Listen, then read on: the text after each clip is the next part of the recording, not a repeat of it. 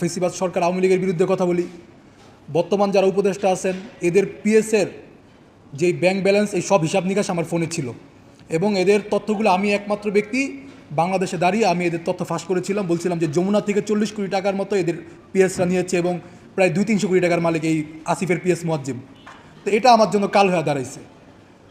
আমি গত ওই যে আপনি দেখেন গত 7 তারিখে আমি আপনাদেরকে দেখাই, গত 8 তারিখে এই যে গত 8 তারিখে ওবার অ্যাপের মাধ্যমে আমি সকাল দিকে সেহরি করে সতর্কার থেকে মিরপুরের উদ্দেশ্যে রওনা দিই।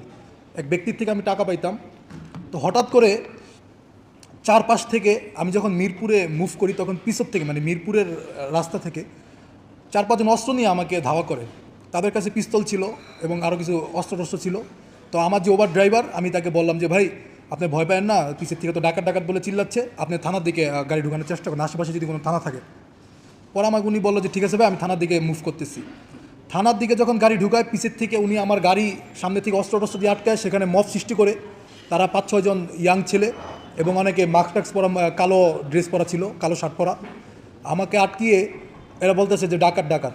তার কাছে হ্যান্ড ওভার করার পরে পরবর্তীতে আমি জানতে পারি আমার নামে নাকি ডাকাতির মামলা দিচ্ছে, আমাকে থানায় নিয়ে গেছে।